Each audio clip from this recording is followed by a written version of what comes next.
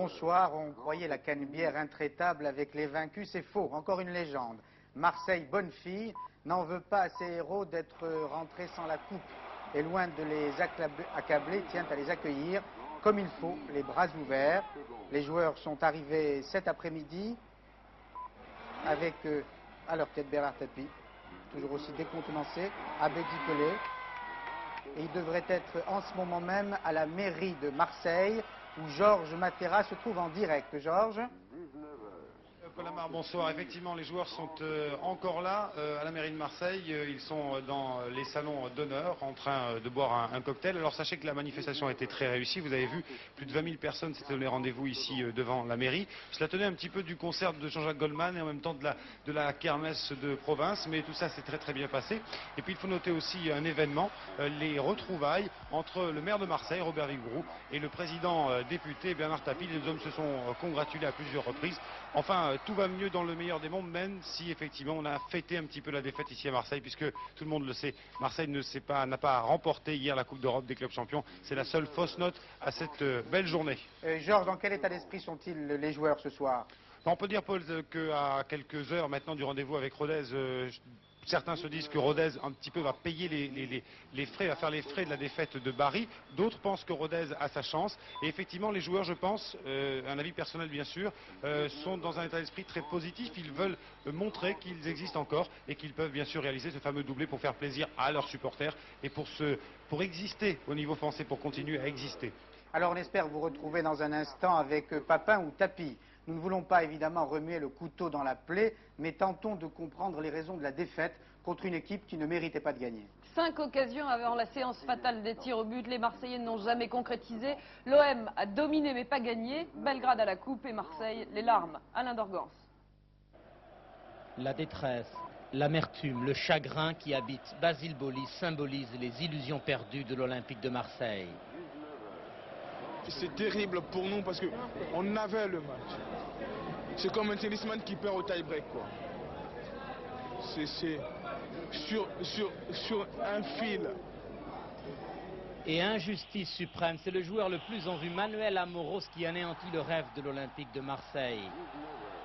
Cette finale sans relief a été marquée par la neutralisation des milieux de terrain. Résultat, les artistes ont laissé leur virtuosité au vestiaire. Ce match étouffant a révélé un bras de fer tactique. Compte tenu de son conséquent nombre d'occasions de but, Marseille l'aurait emporté au point. Amoros, très entreprenant, voit son tir capté par Stojanovic. Les Marseillais, à l'image du tandem Papin-Waddle, toujours complémentaires, empêchés par manque de finition. Waddle sera menaçant jusqu'à la fin, mais rien n'y fera, la cage restera inviolée. Une des dernières opportunités pour l'OM, mais Abedi Pelé manque le cadre. L'épreuve des tirs au but, tant souhaitée par les Yougoslaves, était inévitable. À ce jeu-là, ils sont passés maîtres. Normal, en Yougoslavie, tous les matchs nuls sont ponctués par ce moment de vérité. J'ai justement appliqué une tactique appropriée en seconde mi-temps. J'ai demandé à mes joueurs de tenir jusqu'aux prolongations et aux tirs au but. La malédiction continue à frapper les clubs français. Marseille a fait son deuil de la Coupe d'Europe avec dignité. Je crois que c'est pour nous un bel exemple, en tout cas une bonne leçon. Ça veut dire que pour toute la vie, ce ne sera pas toujours l'argent qui gagnera et que le talent peut l'emporter, puisque c'est le talent qui a été proposé, un talent national en tout cas. L'Étoile rouge de Belgrade remporte pour la première fois de son histoire la Coupe d'Europe des clubs champions. Les Jeux Olympiques de Barcelone seront-ils compromis par la violence meurtrière de l'ETA? Un nouvel attentat s'est produit à 50 km de la ville. Pas de revendication pour le moment, mais l'explosif utilisé hier est celui qu'emploient les terroristes basques d'ETA. Parmi les 9 victimes, 5 enfants et les dégâts sont considérables. Marie-Odile Pagnès. Des enfants dans les décombres, l'attentat ne les aura pas épargnés. 3 fillettes de 8 à 11 ans et une jeune fille de 17 ans ont été tuées, ainsi que 5 adultes. 15 blessés sont encore hospitalisés. 19h25 hier, une explosion souffle la caserne de la ville de Vic, à une cinquantaine de kilomètres au nord de Barcelone. Le bâtiment de 3 étages où vivaient les familles de 25 gardes civils est totalement détruit. Un amas de gravats qui ensevelit les victimes. Durant les heures qui suivent, la confusion règne. L'hôpital général de Vic est débordé et les ambulances continuent d'emmener les blessés. Jusque tard dans la nuit, les secours poursuivent leur recherche de survivants. Selon les premiers éléments de l'enquête, la bombe, 70 kg d'explosifs de forte puissance, était placée dans une voiture commandée à distance. L'attentat n'a pas encore été revendiqué, mais la police a interpellé ce soir 3 suspects qu'elle soupçonne d'appartenir à l'ETA, l'organisation indépendantiste basque. Vic est l'un des sites prévus pour les Jeux Olympiques de 92 et l'ETA avait déjà pris pour cible le site de Sabadell en décembre dernier. Les autorités avaient alors annoncé un renforcement du dispositif de surveillance, mais aujourd'hui, la sécurité des JO semble dangereusement menacée. Et précisément, nous venons de l'apprendre, une fusillade a éclaté lors de ces arrestations. Il y a eu 1 mort et 2 blessés, ils sont tous 3 militants de l'ETA. Aïssa Ish est bien mort d'une crise d'asthme aiguë, l'autopsie l'a confirmé, mais elle a également révélé des traces de coups. C'est une question, les coups reçus par le jeune Aïssa ont-ils pu provoquer cette crise d'asthme mortelle? Difficile d'y répondre ce soir. Béatrice Nivois. 4 jours après la mort d'Aïssa Ish, les premiers résultats de l'expertise médicale ont été communiqués. Le décès est bien consécutif à un état de mal asthmatique. Il existe des lésions traumatiques pelviennes et encéphaliques qui ne sont pas la cause directe de la mort, précision du procureur Queuleux. Pourtant, des examens complémentaires sont actuellement en cours. Ce qui est recherché maintenant dans les examens ultérieurs des experts, ce sont l'éventualité d'une incidence de ces lésions sur la survenance du mal asthmatique. La famille Ish a déposé plainte hier pour non-assistance à personne en danger. Elle s'est constituée partie civile car pour elle, Aïssa n'a pas disposé des médicaments dont il avait besoin au moment de sa garde à vue. En plus des problèmes de refus d'assistance à personne en danger et d'homicide par imprudence qui sont évidents, il y a des problèmes de coups et blessures volontaires. Reste le problème des relations entre ces coups et blessures volontaires et le décès. Ça, les médecins nous le diront. Aujourd'hui, il reste 2 questions. La prolongation de la garde à vue et le rapport du médecin venu examiner Aïssa qui ne mentionnait pas son état asthmatique. Politique, Jean-Pierre Chevènement toujours en piste, l'ancien ministre de la Défense qui avait quitté la scène très récemment veut revenir sans tarder par la grande porte, celle de l'Assemblée nationale. Élection partielle dimanche à Belfort. 9 listes en présence, mais un seul candidat pour l'UDF et le RPR. Paradoxalement, c'est aussi et surtout en parlant de la crise du Golfe que Jean-Pierre Chevènement fait campagne, un thème sur lequel aucun des autres candidats ne veut polémiquer. Reportage sur place de Daniel Sportiello et Christos Camillieris. On a beau avoir été ministre de la Défense, il faut tout faire soi-même quand on redevient simple candidat. Et Jean-Pierre Chevènement ne ménage pas sa peine pour battre la campagne. Aucune des 41 communes de la circonscription n'a été oubliée. C'est que le ministre démissionnaire veut obtenir la confiance des électeurs, qui lui donnera, si elle lui est renouvelée, une nouvelle légitimité. Sans votre confiance, notre force n'est pas grand-chose. Pendant sa campagne, Jean-Pierre Chevènement est parfois obligé de faire le grand écart pour passer de thèmes locaux, comme les problèmes de Bulle-Belfort, où 1500 emplois sont menacés, à la question qui le préoccupe, lui, personnellement. Son opposition, toujours réaffirmée, à l'engagement français dans le Golfe. Les gens approuvent à une immense majorité qu'un homme politique mette ses actes en conformité avec ce qu'il pense. J'ai confiance pour ce qui me concerne dans le jugement de l'histoire. Face au maire de Belfort, le RPR a d'abord envisagé d'envoyer un général qui aurait fait campagne sur le thème de la désertion. Puis il lui a préféré un candidat du cru, Jean Rosselot, conseiller général et maître de conférence à l'université de Franche-Comté. Est-ce que vous n'êtes pas un peu déçu de M. Chevènement? Il y a 13 ans, Jean Rosselot a déjà affronté pour la première fois Jean-Pierre Chevènement. J'étais le chassé par le chasseur qui était Jean-Pierre Chevènement, qui n'avait encore pas conquis le pouvoir et qui n'avait que des promesses à dispenser. Et aujourd'hui, je suis dans la situation du chasseur, avec devant soi un chassé, Jean-Pierre Chevènement. C'est beaucoup plus agréable et confortable. Et pourtant, Jean Rosselot se garde bien de polémiquer sur l'attitude de Jean-Pierre Chevènement pendant la guerre du Golfe. Il aurait été bien seul. Les 7 autres candidats étant, à des titres divers et comme l'ancien ministre de la Défense, hostiles à l'engagement français dans la guerre. Du candidat communiste à celui du Front National, en passant par les 2 candidats d'extrême gauche et les 2 candidats écologistes. Ces nombreuses candidatures handicapent Jean-Pierre Chevènement qui aura beaucoup de mal à renouveler son score de 88 où il avait été élu dès le premier tour de scrutin avec 53,6% des voix. Il est vrai qu'il n'avait alors que 3 candidats face à lui. Cette fois, même ceux qui soutiennent la candidature du maire de Belfort ne retiennent pas sérieusement cette hypothèse. La preuve, l'avenue d'Édith Cresson, initialement annoncée pour samedi, a été reportée à la semaine prochaine.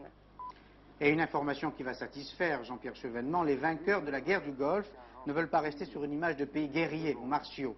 François Mitterrand, après George Bush, prend à son tour une initiative pour éviter que la planète ne devienne un immense arsenal. La France va soumettre à l'ONU un plan global de désarmement. On sait encore peu de choses de ce plan français, mais il sera présenté demain aux 5 membres permanents du Conseil de sécurité. François Mitterrand en a tout de même donné quelques orientations à l'issue du sommet de Lille, mais Mona Interman y était. À Lille, Helmut Kohl paraissait être en campagne électorale avec un serment, tout faire pour pousser l'Europe. Une mise en garde du chancelier, il n'y aura pas d'union politique des 12 si l'Allemagne ne prend pas ses responsabilités en matière de sécurité commune. Propos qui coïncident avec les craintes de François Mitterrand sur l'évolution de l'Alliance Atlantique. Attention aux dérives politiques de l'OTAN, a prévenu le président de la République. Et c'est bien en matière de défense que François Mitterrand a créé la surprise ici, en annonçant un plan global de désarmement. Le texte sera rendu public demain. D'après les conseillers du président de la République, ce plan sera la contribution française au débat engagé aux États-Unis. Il devrait inclure un volet de désarmement biologique et chimique. Il n'est pas anodin que cette annonce ait été faite d'abord au chancelier allemand. L'opinion plutôt neutraliste outre-Rhin permettrait un soutien de ce pays. Après la guerre du Golfe, où il a dû prendre des décisions d'engagement militaire, l'initiative de François Mitterrand marque aujourd'hui une volonté d'équilibre, celle d'une France plutôt pacifique qui resterait dans le droit fil des intentions annoncées plus anciennement. Et c'est, à n'en pas douter, un clin d'œil à la gauche de la gauche.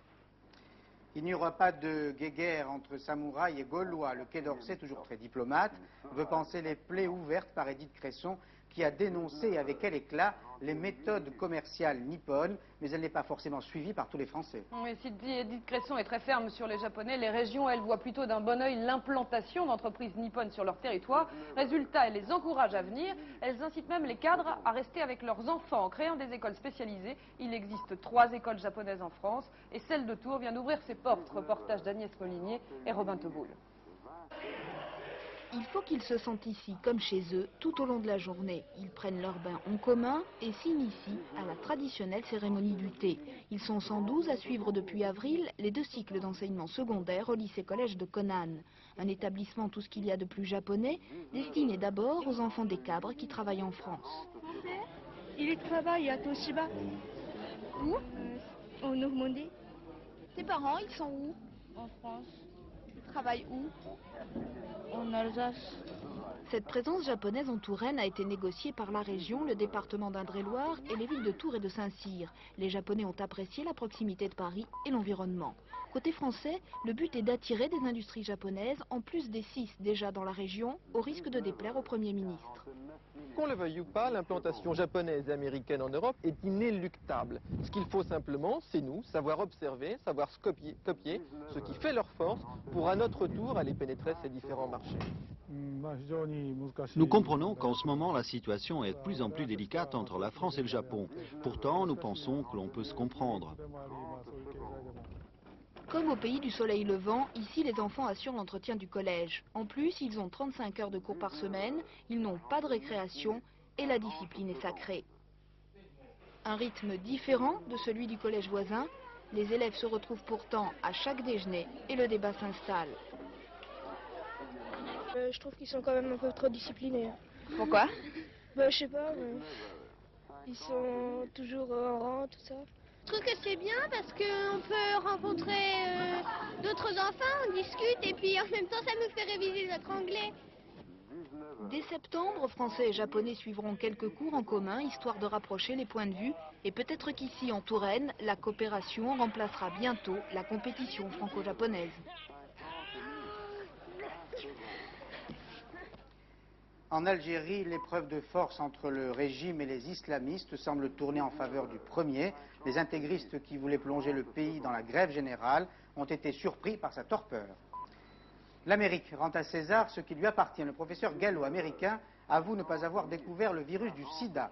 La paternité revient, dit-il, au professeur Montagnier et à son équipe de l'Institut Pasteur. La polémique peut paraître dérisoire, mais les enjeux économiques sont importants.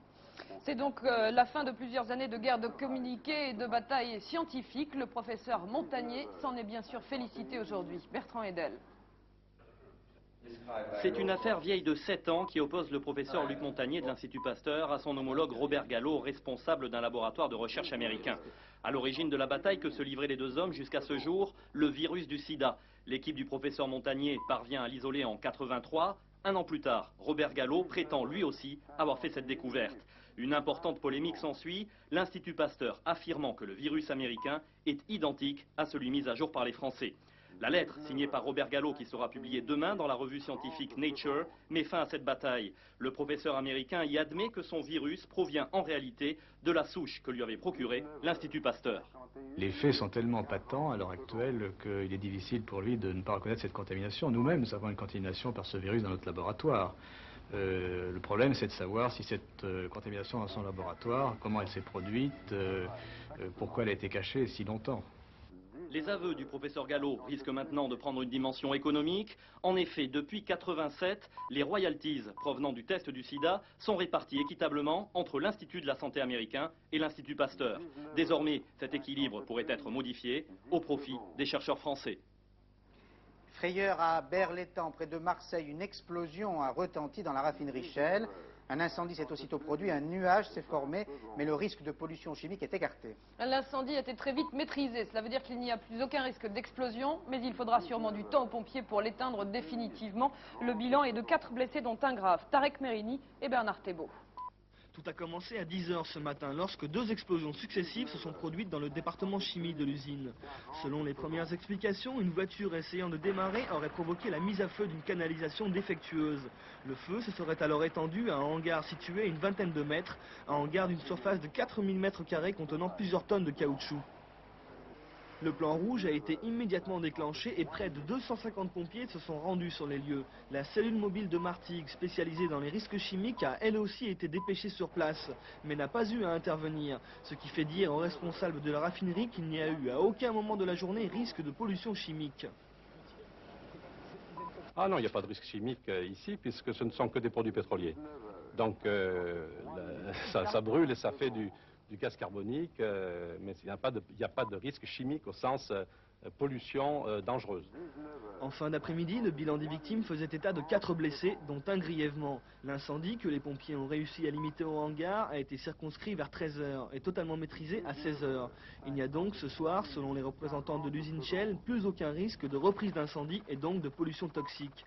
Mais l'on sait maintenant que les complexes pétrochimiques de la région, même s'ils sont équipés de systèmes de sécurité sophistiqués, ne sont pas infaillibles. Caroline Sins résume les autres événements couverts en France par nos rédactions régionales. Lucien Salle, un proche de l'ex-maire de Nice, Jacques Médecin, risque une peine de prison avec sursis et une amende de plusieurs millions de francs. Lucien Salle comparaissait devant le tribunal de Nice pour fraude fiscale et abus de biens sociaux dans la gestion d'Europe Show, ayant l'exclusivité des concerts sur la Côte d'Azur. Il en était le directeur. Jugement délibéré le 18 juin. Affaire Boudarel, le parquet de Paris estime irrecevable la plainte pour crime contre l'humanité déposée à son encontre. Georges Boudarel fut instructeur politique dans un camp de prisonniers français en 1953 en Indochine. L'un de ces prisonniers avait déposé cette plainte. Le juge d'instruction rendra son ordonnance dans quelques semaines. La bijouterie Chaumet, place Vendôme à Paris, a été cambriolée la nuit dernière. Les voleurs ont enfoncé la vitrine avec une voiture et dérobé pour 2 millions de francs de bijoux. C'est le 4e vol dans cette bijouterie. Les Girondins de Bordeaux restent pour le moment en première division. Le tribunal de grande instance vient de suspendre la décision de relégation prise par la fédération et la Ligue de football. Mais c'est le 25 juin que le tribunal rendra son verdict définitif. Tennis, le compte a été nul, c'est lui qui le dit. Bel accent de sincérité de la part du Français éliminé par le Polonais Vajda. Santoro a été en revanche splendide contre Wilander, c'est moi qui le dis. Dominique Champeau. Une pointe d'inquiétude tout de même dans le regard de Santoro à l'heure d'affronter Mats Wilander. Certes, l'étoile du Suédois a quelque peu pâli ces derniers mois, mais Bien que sa motivation soit émoussée, il demeure un grand tacticien de la terre battue. Pour le battre, il faut rester vigilant et surtout être très précis. Pour se motiver, Santoro n'avait pas besoin de serrer les poings. Quelques coups de raquette bien sentis lui avaient donné très vite un moral de vainqueur. Formidablement appliqué, solide sur ses jambes, il remportait les 2 premiers sets au rythme d'une formalité. La confiance armait son bras et le poussait vers l'avant dans des exercices de haute volée qui plongeaient Wilander dans la plus grande expectative. Après moins de 2 heures de jeu, Wilander, déjà largement désabusé, tentait un dernier baroud. Une dernière pirouette avant de quitter la scène, battu en 3 manches, 6-2, 6-3, 6-2. L'élève peut enfin sourire. Aujourd'hui, il a battu le maître. Et un autre Français s'est distingué cet après-midi. Thierry Champion qui vient tout juste de se qualifier contre le vainqueur des internationaux des États-Unis, Pete Sampras. Éliminé en revanche le Yougoslave Ivan Izevic. Gabriela Sabatini elle est passée, Arantxa Sanchez aussi. Résumé de la journée, Didier Balèze. Si Goran Ivanisevic semblait satisfait avant de rentrer sur le court, il le devait avant tout à la victoire de l'Étoile Rouge de Belgrade.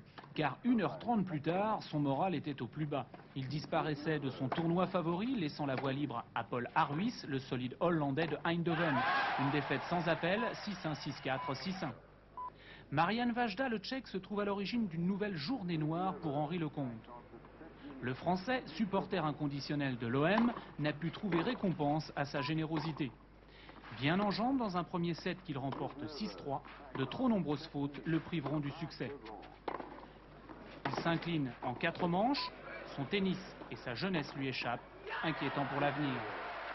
3 satisfactions en revanche, la victoire de Santoro mais aussi celle d'Arnaud Böttch face à Kulti, 36e joueur mondial. Pris à la gorge d'entrée de jeu, le Suédois ne pourra desserrer les trinques, il s'incline en 3-7. Böttch possède un tableau favorable qui pourrait le conduire en quart de finale. Mais la grande surprise, l'exploit du jour, c'est Thierry Champion face à celui que l'on considérait comme l'un des grands favoris, l'américain Pete Sampras. Sur un court numéro 1 archi-comble, le public debout encourage le français. Déjà 8e de finaliste en 90, Champion s'impose en 3-7, 6-3, 6-1, 6-1, sévère punition pour Sampras en 1h37. Champion rencontrera Santoro au prochain tour.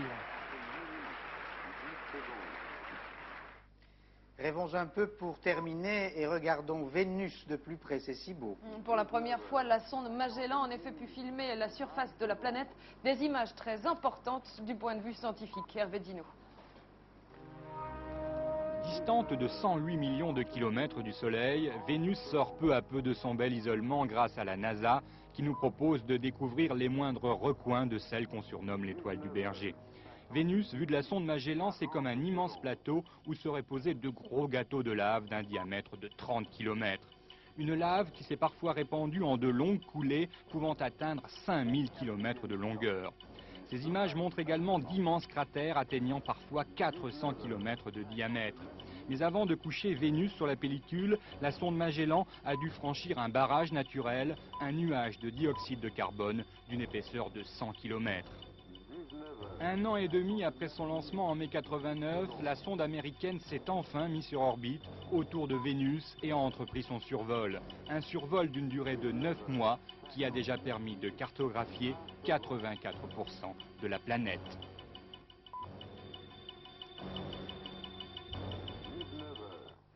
Et dans quelques secondes, Florence Klein vous parlera de notre bonne vieille terre, c'est-à-dire du temps qu'il fait aujourd'hui. Bonsoir, ce 19 est terminé.